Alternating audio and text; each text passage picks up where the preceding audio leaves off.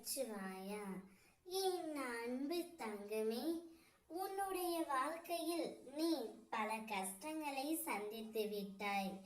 இருந்தும் என்னுடைய வாழ்க்கை மிகவும் மோசமாக இருக்கின்றது. நான் என்னதான் தவறு செய்தேன்? நான் எல்லோருக்கும் நல்லதுதான் செய்கின்றேன். இருந்தும் என் மேல் எல்லோரும் கோபப்படுகிறார்கள். நான் என்னப்பா தவறு செய்தேன் என்றுதானே கேட்கின்றாய் என் தங்கமே. நீ அனைவரிடத்திலும் அதிகமாக பாசம் வைப்பதே மிக பெரிய தவறுதான். உன்மேல் யார் பாசம் வைக்கிறார்களோ என்று தெரிந்து அவர்கள் மீது தான் நீ அதிக பாசம் வைக்க வேண்டும். ஆனால் நீ எல்லோரையும் எளிதில் நம்பி விடுகின்றாய்.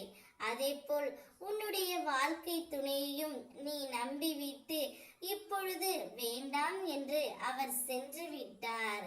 அந்த வலி உன்னால் தாங்க முடியவில்லை. இப்பொழுது மிகவும் அழுது புலம்பிக் கொண்டே இருக்கின்றாய். ஆனால் கவலைப்படாதே தங்கமே. உன்னை வேண்டாம் என்று சொன்ன உன்னுடைய துணை இப்பொழுது என்ன செய்து கொண்டு இருக்கின்றார் என்று உனக்கு தெரியுமா? அவர் மிகவும் மோசமான நிலையில் தான் உள்ளார். உன்னை வேண்டாம் என்று உதறி தள்ளிய உன் துணை இப்பொழுது தினமும் உன்னை நினைத்து நினைத்து வருந்தி கொண்டு தான் இருக்கின்றார். நாம் தவறு செய்து விட்டோமோ, அவளை பிரிந்து வந்து விட்டோமோ என்ற அவருடைய உற்ற உணர்ச்சி அவருக்கு மிகவும் தண்டனையாக இருக்கின்றது தங்கமே.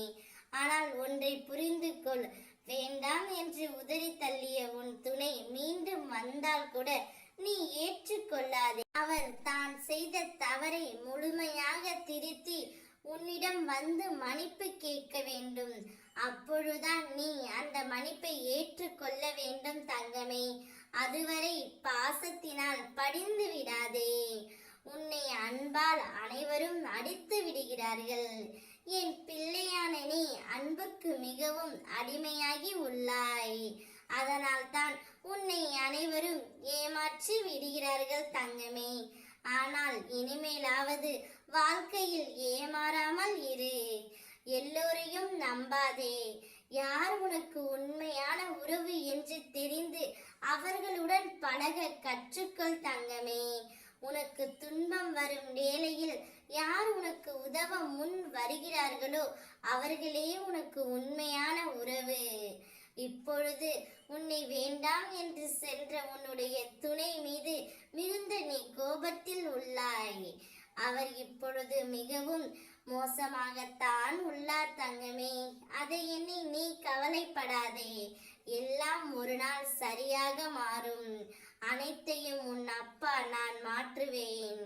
இப்பொழுது என் பிள்ளை சந்தோஷமாக இரு. அது போதும்.